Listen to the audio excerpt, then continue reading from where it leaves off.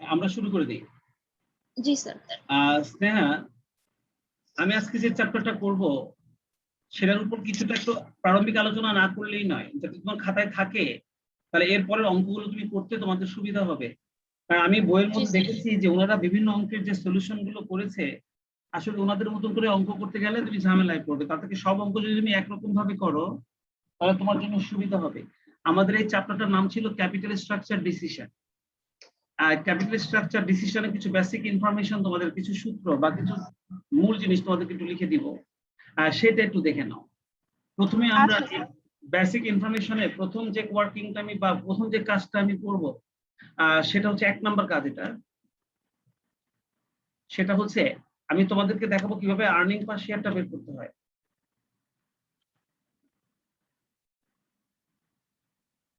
যদিও তোমরা জানো যে আর্নিং পার শেয়ার আমরা অলরেডি এর আগেও বের করেছি, আমাদের অন্যান্য যে চ্যাপ্টারগুলো ছিল সেখানে আমরা আর্নিং পার শেয়ারটা অলরেডি বের করেছি।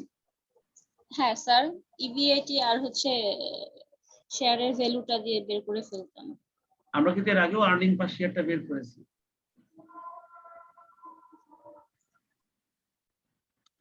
তো এই অঙ্কটা করতে গিয়ে এখানেও তোমাদেরকে আর্নিং পার শেয়ারটা বের করতে হবে।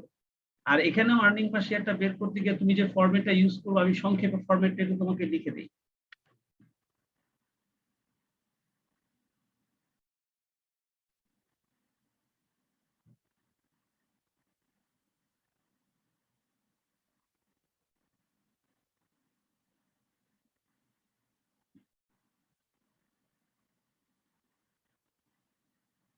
পার্টিকুলারস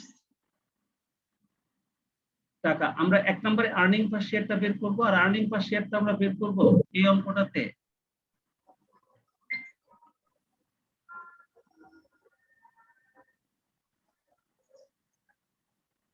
ঠিক এভাবে।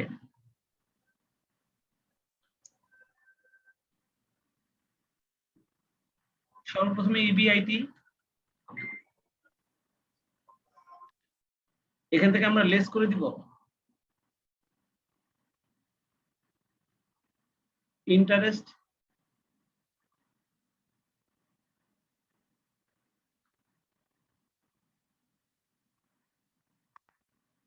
তাহলে আমরা পেয়ে যাব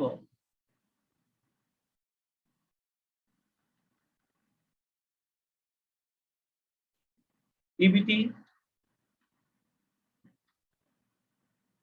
এরপরে আমরা লেস করে দিব ট্যাক্স, যেটাকে না ইবিটির উপরে ধরা হয় তুমি জানো। এখান থেকে ট্যাক্সটা বাদ দেওয়ার পরেই আমরা পেয়ে যাই EAT.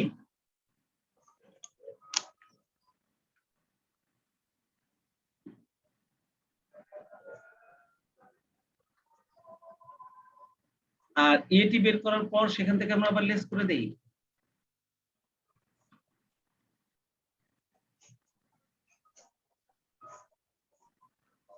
Preference dividend.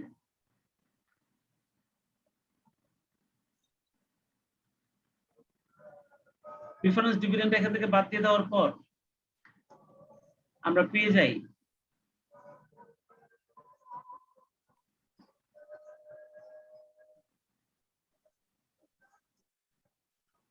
earning available for equity share।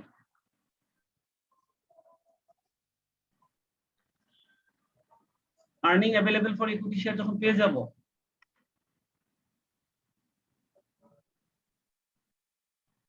তখন আমরা এখান থেকে ভাগ করে দিব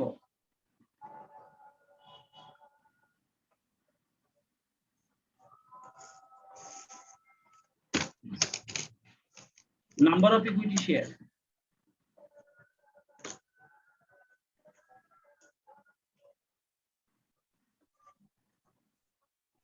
এখান থেকে নাম্বার অফ ইকুইটি শেয়ারটা আমরা ভাগ করে দেবো।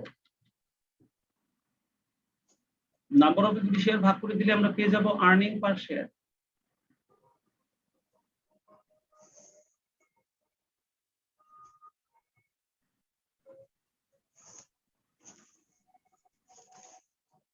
যেটাকে আমরা বলি ইপিএস।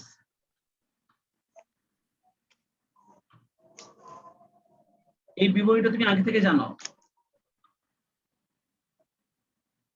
আর এই ইপিএসটা বের করতে হলে জি স্যার। এই ইপিএসটা বের করতে হলে তোমাকে দুটো ওয়ার্কিং করে নিতে হবে।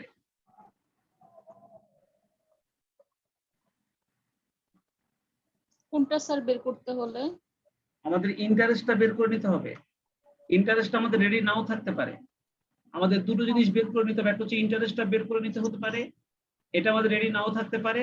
আর হচ্ছে নাম্বার অফ ইকুইটি শেয়ার, এই দুটো আইটেম আমাদের বের করে নিতে হতে পারে। ক্যালকুলেশন বের করে নিতে হতে পারে, আবার নাও রাখতে পারে। যদি দিয়ে দেয় তাহলে লাগবে না, আর যদি না দেয় তাহলে বের করে নিতে হবে।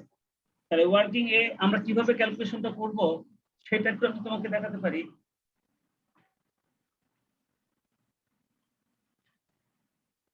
Calculation of interest. সাধারণত ইন্টারেস্টটা তখনই বের করতে হয়, আমি কিছু কথা বলছি মুখে মুখে এমনি মনে রেখো, লিখে রাখা দরকার নেই। সাধারণত ক্যালকুলেশন অফ ইন্টারেস্টটা তখনই বের করতে হয় যখন প্রেজেন্ট ক্যাপিটাল স্ট্রাকচারের মধ্যে কোনো ডেপ্ট ক্যাপিটাল আগে থেকে থাকে। প্রেজেন্ট ক্যাপিটাল স্ট্রাকচারে যদি আগে থেকে কোনো ডেপ্ট ক্যাপিটাল থাকে, ইন্টারেস্ট আসলে তখনই বের করে নিতে হয়, তা না হলে ইন্টারেস্টটা বের করার প্রয়োজন হয় না। মনে রাখতে হবে আমরা ইন্টারেস্টটা কখন বের করব, যখন যখন প্রেজেন্ট ক্যাপিটাল স্ট্রাকচারের মধ্যে আগে থেকে কোনো ডেপ্ট ক্যাপিটাল থাকে, তখনই ইন্টারেস্টটা ক্যালকুলেশন করতে হয়। তখন আমাদের প্রথমেই প্রেজেন্ট ইন্টারেস্ট বলতে প্রেজেন্ট ডেপ্ট ক্যাপিটালের উপরে যে ইন্টারেস্টটা, সেই ইন্টারেস্টটা নিতে হয় প্রথমে।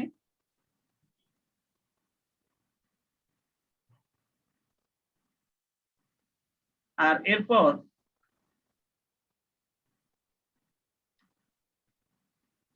অ্যাড করবো হচ্ছে নিউ ইন্টারেস্ট। আর নিউ ইন্টারেস্টটা হবে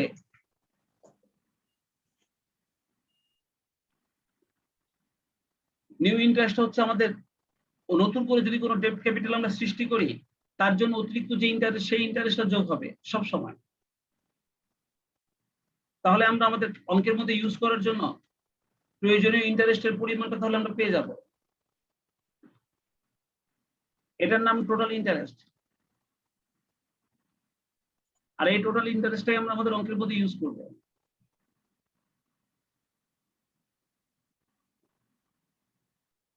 ঠিক একই রকম ভাবে এই কাজটা করতে গিয়ে আমাদের কখনো কখনো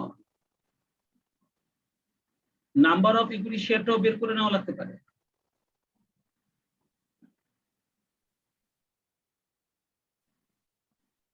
calculation of number of equity share.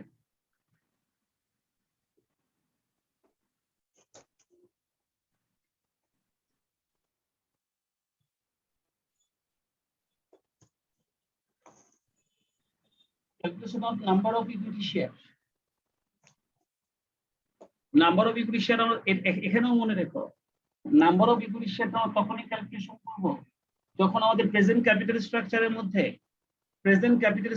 মধ্যে যখন ইকুইটি শেয়ার আগে থেকে যদি থাকে, প্রেজেন্ট ক্যাপিটাল স্ট্রাকচার যদি আগে থেকে ইকুইটি শেয়ার থাকে, তখনই আমাদেরকে নাম্বার অফ ইকুইটি শেয়ারটা ক্যালকুলেশন করে নিতে হয়। কি ঠিক আছে?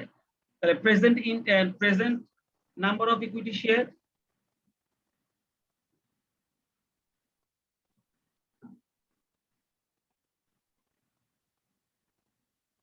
এখানে add new number of equity share.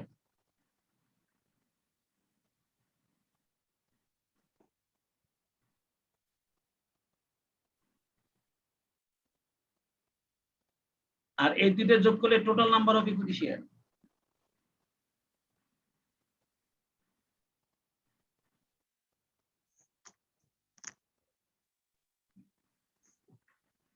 Present number of equity share and new number of equity share, এই দুটো যোগ করে পাবো total number of equity share.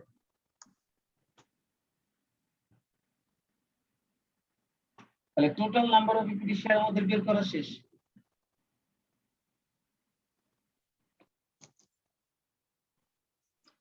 এই দুটো জিনিস সাধারণত আমাদেরকে এই অঙ্কগুলো করতে গেলে বের করে নিতে হয়। এটা গেল আমাদের 1 নম্বর আলোচনা। এবার আসো 2 নম্বর আলোচনা।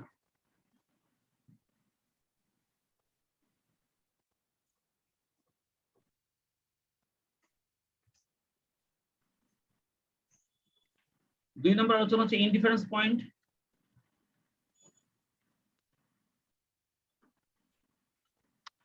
Indifference point of EBIT. Indifference point of EBIT নামটা কি পরিচিত লাগে? হ্যাঁ স্যার, শুনছিলাম কিন্তু স্যার মনে নাই। ইনডিফারেন্স পয়েন্ট অফ ইবিআইটি বলতে এমন একটা ইবিআইটি যে ইবিআইটি দুইটা অল্টারনেটিভের আর্নিং পার শেয়ারটাকে সমান করে দেয়। ইনডিফারেন্স পয়েন্ট অফ ইবিআইটিটা হচ্ছে এমন একটা ইবিআইটি যে ইবিআইটির পরিমাণের কারণে আমাদের দুইটা অল্টারনেটিভের আর্নিং পার শেয়ার পরস্পর সমান হয়ে যায়। তার মানে যে পদ্ধতিতে বা যে ইবিআইটির কারণে দুটি অল্টারনেটিভের আর্নিং পার শেয়ার পরস্পর সমান হয় সেই ইবিআইটিকে ইনডিফারেন্স পয়েন্ট অফ ইবিআইটি বলে। সেই ইবিআইটিকে ইনডিফারেন্স পয়েন্ট অফ ইবিআইটি বলে। আর ইনডিফারেন্স পয়েন্ট অফ ইবিআইটিটা সাধারণত কিভাবে বের করতে হয় আমি এখন সেটা তোমাকে দেখাবো। সব সময়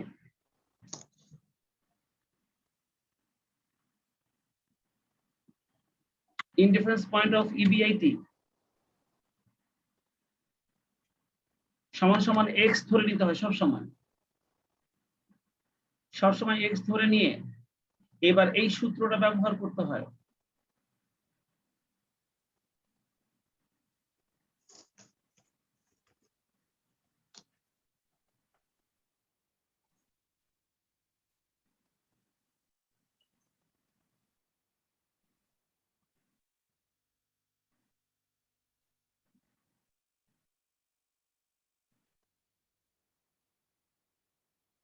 x minus c1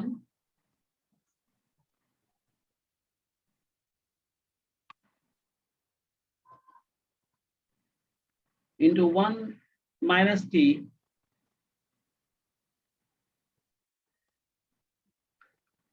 divided by s1 সমান সমান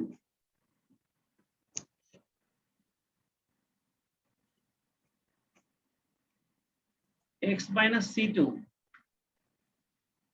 divided by 1 minus t into s2।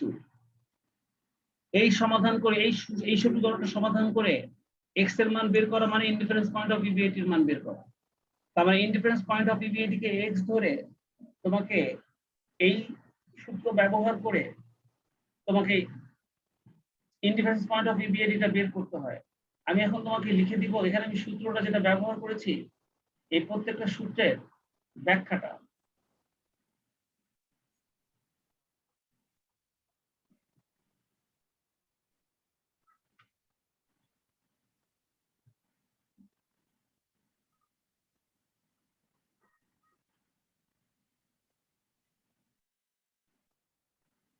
Here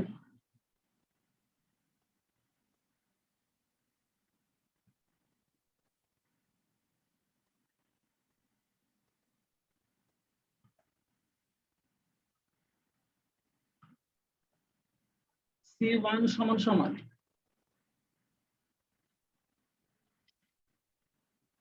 total cost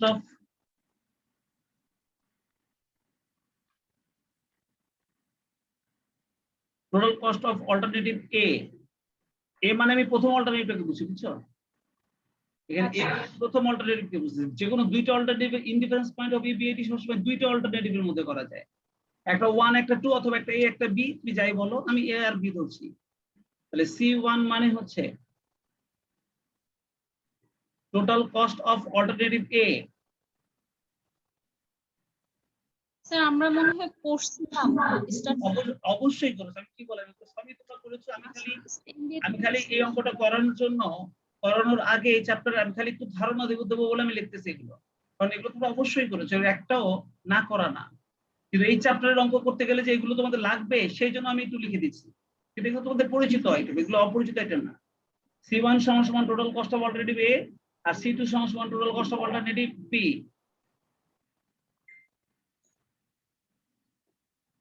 S1 সমান সমান number of equity share of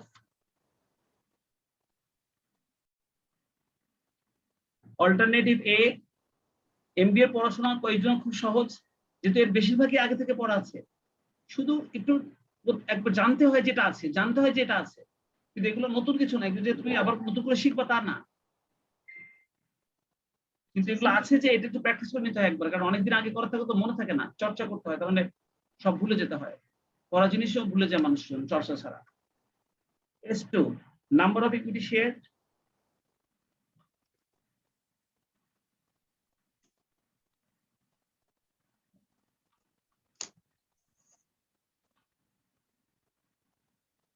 of alternative B,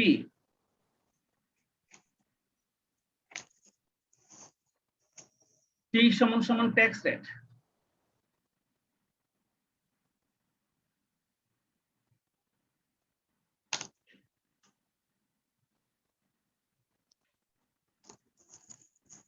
T সমান সমান tax rate, এই ডাটা দিয়ে, এই ডাটা ব্যবহার করে তুমি ইন্ডিপেন্ডেন্স পয়েন্ট অফ ইভিএটিটা বের করবে, কি ঠিক আছে? আর এই ডাটাগুলো ব্যবহার করার সময় যদি অন্য কোনো জিনিস থাকে সেটা আমরা সরাসরি অঙ্ক করতে গেলে আমি তোমাদেরকে দেখাবো। বাট এই যে চ্যাপ্টারটা ক্যাপিটাল স্ট্রাকচার ডিসিশন, এই ক্যাপিটাল স্ট্রাকচার ডিসিশন নামক চ্যাপ্টারের মধ্যে মূল বিষয় কিন্তু এগুলোই, খেয়াল করেছো? এখন যখন তুমি অঙ্ক করবে তখন তুমি আমাদের এই ধারা অনুযায়ী অঙ্ক করবে, অন্য কোনো ভাবে না করে। তুমি এই ধারণাটা নিয়েছো তো না? জি স্যার। এবার তুমি একটু বইটা খোলো। হ্যাঁ স্যার।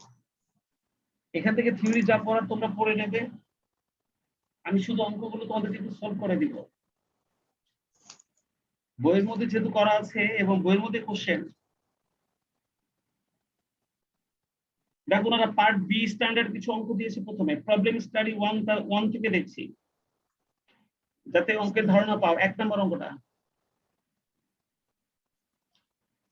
স্কয়ার ফার্মা লিমিটেড, হ্যাঁ 1 নম্বর অঙ্কটা পেজ নাম্বার 11, এই চ্যাপ্টারে পেজ নাম্বার 11 পাইছো? হ্যাঁ হ্যাঁ স্যার পাইছি। দেখো স্কয়ার ফার্মা লিমিটেড নেটস টাকা 25 lakh for a new plant, নতুন একটা প্ল্যান্ট কিনতে তাদের 25 লক্ষ টাকা দরকার, কোনো প্রেজেন্ট ক্যাপিটাল স্ট্রাকচার নাই। প্রেজেন্ট ক্যাপিটাল স্ট্রাকচার না থাকলে কিন্তু ইন্টারেস্ট এবং নাম্বার অফ শেয়ার কোনোটাই ক্যালকুলেশন করা লাগে না, খালি প্রেজেন্ট ক্যাপিটাল স্ট্রাকচার যখন থাকবে, যখন প্রশ্নপত্রে প্রেজেন্ট ক্যাপিটাল স্ট্রাকচার দেওয়া থাকবে একমাত্র তখনই তোমাকে ক্যালকুলেশন করে এই মানগুলো বের করে নিতে হবে, কি ঠিক আছে? জি স্যার। এছাড়া তোমাকে ক্যালকুলেশন করতে হবে না। দেখো Square Pharma Limited needs 25 lakh টাকা to plan, following sources are available for the company. দেখো প্রথমে বলছে S1 মানে হচ্ছে অল্টারনেটিভ 1 বা সোর্স 1। প্রথম সোর্সটা হচ্ছে 10 লক্ষ টাকা ডেট নেবে, 5 লক্ষ টাকার ইকুইটি নিবে এবং 10 লক্ষ টাকার প্রিফার্ড স্টক নেবে, এটা হচ্ছে সোর্স 1। আর সোর্স 2টা হচ্ছে 15 লক্ষ টাকার প্রিফারেন্স শেয়ার নেবে আর 10 লক্ষ টাকার ইকুইটি শেয়ার নেবে। এই হচ্ছে দুটো অল্টারনেটিভ, তাহলে এখানে টোটাল অল্টারনেটিভ দেওয়া আছে 2টা, বুঝছো? হ্যাঁ ওনার বলছে the price per equity is 100 টাকা, একটা ইকুইটির দাম 100 টাকা। কেন বলছে? দুইটা নাম্বার অফ ইকুইটি শেয়ারটা বের করতে পারবে, যেখানে যেখানে ইকুইটি ক্যাপিটাল আছে সেখানে 100 দিয়ে ভাগ করে তুমি নাম্বার অফ ইকুইটি শেয়ারটা পাবে। যেমন S1 এ দেখো তোমার ইকুইটি শেয়ার ছিল 5 লাখ, তুমি তাহলে 5 লক্ষকে 100 দিয়ে ভাগ করো, 5 লক্ষকে 100 দিয়ে ভাগ করে তুমি কিন্তু নাম্বার অফ ইকুইটি শেয়ার 5000 পেয়ে যাবে, তাই না? জি স্যার। ঠিক একইভাবে 2 নম্বর দেখো তোমার এখানে কমন ইকুইটি শেয়ার আছে 10 লাখ, তুমি 10 লক্ষকে 100 দিয়ে ভাগ করো, তুমি কিন্তু 10,000 ইকুইটি শেয়ার পেয়ে যাবে, তাই না? জি স্যার। দেখেছো স্নেহা? হ্যাঁ স্যার।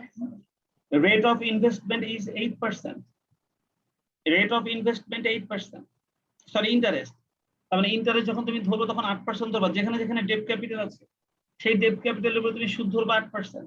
প্রিফার্ড স্টক ডিভিডেন্ড হচ্ছে 9%।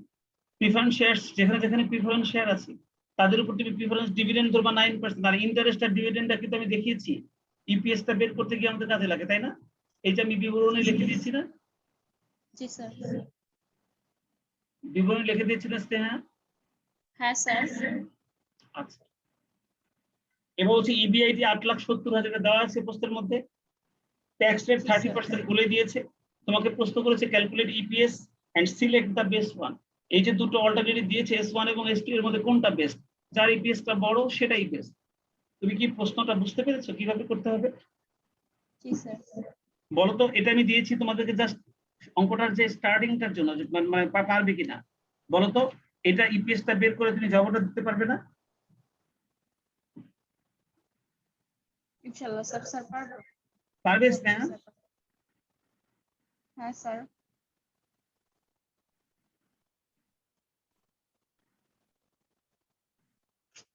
আমিও কিন্তু এরকমই পছন্দ করি। যখন ওনারা সলিউশন করেছে, আমি S1 এবং S2 এর মধ্যে সবগুলা ডেট ক্যাপিটালের পরিমাণটা এইভাবে লিখতে পছন্দ করি। দেখছো ওনারা লিখেছে এখানে, ওই যে কি প্রথম অল্টারনেটিভে কি কি আছে সব কিন্তু ওনারা লিখে নিয়েছে। আমি এইভাবে লিখতে পছন্দ করি, এভাবে লিখে লিখে করবা। কথা বুঝছো? জি স্যার। আচ্ছা, আমি এরকম কয়েকটা অঙ্ক দিয়ে দেই। 2 নম্বর অঙ্কটাও একই রকম অঙ্ক, খেয়াল করো। এটার মধ্যে প্রেজেন্ট স্যার ক্যাপিটাল স্ট্রাকচার, এখানে কিন্তু প্রেজেন্ট ক্যাপিটাল স্ট্রাকচার একটা ডাটা আছে, খেয়াল করো। Present sir 3 capital number. Structure 2 number. আচ্ছা। ওই দেখো শুরুতেই বলছে present capital structure of Bata shoe company limited is given below. এখানে 50 লক্ষ টাকার fully collected by ordinary share রয়েছে। তার মানে এই কোম্পানির অর্ডিনারি শেয়ার রয়েছে একটা 50 লক্ষ টাকা। তাহলে তুমি এই অঙ্কটা করতে গিয়ে প্রেজেন্ট ক্যাপিটাল স্ট্রাকচারে যেহেতু অর্ডিনারি শেয়ার আছে, তুমি নাম্বার অফ অর্ডিনারি শেয়ারটা আগেই বের করে নেবে। এইভাবে যতগুলো অল্টারনেটিভ থাকবে প্রত্যেকটা অল্টারনেটিভের জন্য, এখানে দুটো অল্টারনেটিভ আছে, প্রত্যেকটা অল্টারনেটিভের জন্য তুমি নাম্বার অফ ইকুইটি শেয়ার বের করে নেবে। তার মধ্যে প্রেজেন্ট নাম্বার অফ ইকুইটি শেয়ারটা সকল অল্টারনেটিভের ঘরে বসাই দিবে। অর্থাৎ A1 এর ঘরেও বসবে ওটা, B1 এর ঘরেও বসবে এটা। তুমি দেখো তো আমাদের অর্ডিনারি শেয়ারের এক একটা দাম কত।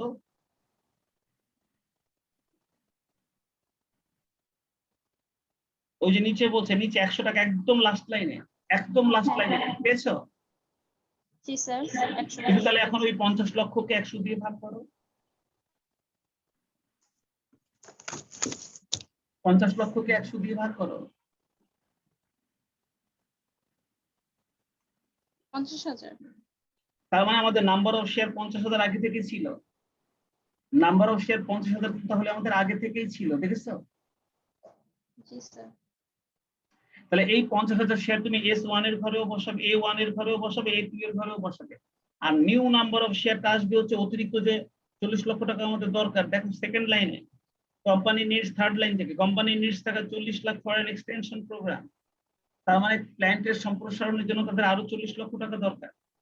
So they are considering the following alternatives. আর এই 40 লক্ষ টাকা সংগ্রহ করার জন্য তারা নিচের এই 1 নম্বর অল্টারনেটিভ, 2 নম্বর অল্টারনেটিভ খেয়াল করো। 1 নম্বর অল্টারনেটিভে কিন্তু তোমার কোন ডেট ক্যাপিটাল আছে সম্পূর্ণটাই ওনারা 20 লক্ষ টাকার ডেট নিচ্ছে আর 20 লক্ষ টাকার অর্ডিনারি শেয়ার নিচ্ছে। তার মানে নতুন করে আরো 20 লক্ষ অর্ডিনারি শেয়ার সৃষ্টি হচ্ছে না?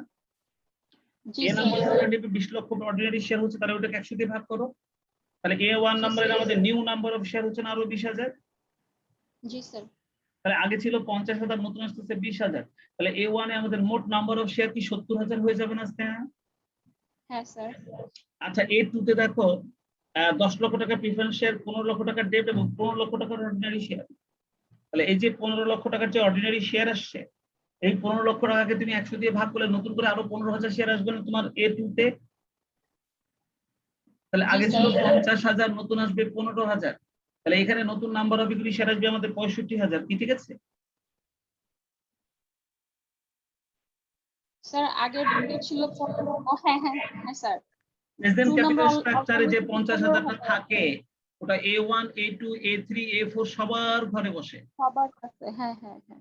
ঠিক আছে। আর নতুন করে আসলো 15,000।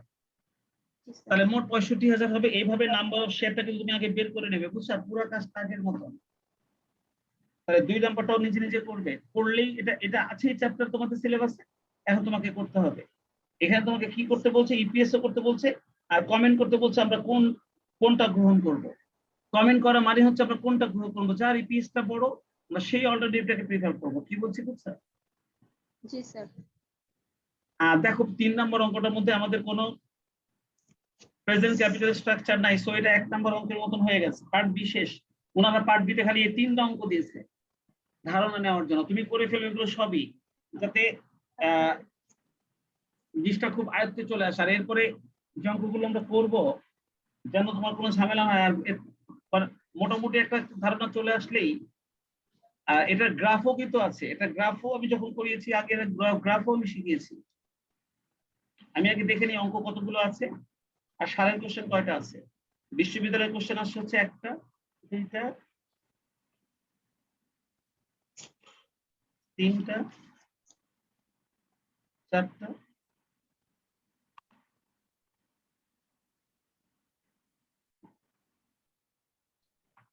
পাঁচটা।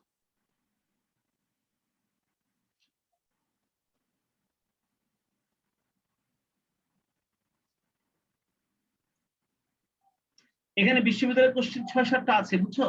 তাহলে স্নেহা, আমরা সরাসরি এই পার্ট বি এর ৩টা অঙ্ক করেই আমরা সরাসরি বোর্ডের কোশ্চেন গুলি করে ফেলতে পারি, কারণ এই অঙ্কগুলো কিন্তু সহজ আছে, কিন্তু এর আগে করেছো তোমরা, পারবা না? জি স্নেহা, স্যার। স্যার আবার বলবেন স্যার? মানে আমি বলছি যে যেহেতু সারের কোশ্চেন পার্ট 6টা আছে, তাহলে হুম হুম। পার্ট বি তে এখানে মোট ওনারা 3টা কোশ্চেন আছে পার্ট বি তে।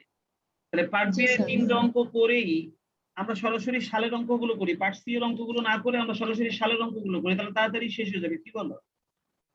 আচ্ছা স্যার। তাহলে এই 3টা অঙ্ক তুমি নিজে নিজে আগে বাসায় করো প্রথম দিন। আচ্ছা তুমি এই 3টা অঙ্ককে বাসায় নিজে নিজে করো প্রথম দিন, যদি দেখো যে না হয়ে গেছে করা পারছি, তাহলে আমি সরাসরি বোর্ডের কোশ্চেন শুরু করবো পরের দিন, আমরা নর্মাল পার্ট সি এর অঙ্ক আর করবো না, ঠিক আছে? আর আচ্ছা যদি এর মধ্যে থেকে গ্রাফ করা বা এমন এগুলা গ্রাফ আমি সালের কোশ্চেন আমরা পাবো, সালের কোশ্চেনে গ্রাফ পাবো, তখন আমরা শিখে নেবো একবারে, ঠিক আছে? আচ্ছা স্যার। আচ্ছা এমনি বলো তো, তুমি নর্মাল লিভারেজটা কি তোমাদের শেখানো হয়েছিল? নর্মাল যে লিভারেজ কখনো শিখেছো? Sir degree of operating leverage, degree of financial leverage, এগুলো কি কখনো শিখেছো তোমরা? না না স্যার। মানে তুমি কখনো শেখোনি? স্যার আমার তো মনে পড়তেছে না নরমাল লিভারেজের অঙ্ক। দাঁড়াও।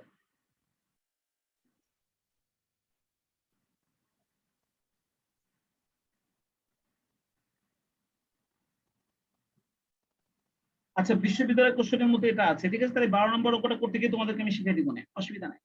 তুমি খালি 1 2 3 করো, আমাদের বোর্ডের কোশ্চেন আমরা নেক্সট ক্লাসে সরাসরি বোর্ডের কোশ্চেনই ধরবো। প্রত্যেকটা বোর্ডের কোশ্চেন আমি বুঝাই দিব, কি ঠিক আছে? আজকে খালি এই চ্যাপ্টারের ধারণাটা আমি দিলাম তোমাকে, এই যে প্রারম্ভিক ধারণায় যেভাবে অঙ্কগুলো করতে হয়, আর পার্ট বি এর 3টা অঙ্ক দিয়ে, এবং তুমি বলছো যে এরকম অঙ্ক কিন্তু আমরা এর আগে করেছি, আমার পরিচিত মনে হচ্ছে, তাহলে তুমি পারবা। তুমি শুধু এই 3টা অঙ্ক নিজে নিজে হাতে হাতে আমরা যেভাবে করেছি এভাবে করো, যদি দেখো যে না হচ্ছে, তাহলে আমি সরাসরি বোর্ডের কোশ্চেন আগামী ক্লাসে করবো। আর সুভাত মনে হয় ভিডিওটা দেখবে, ও তো জানবে যে কি করলাম আমরা, ঠিক আছে?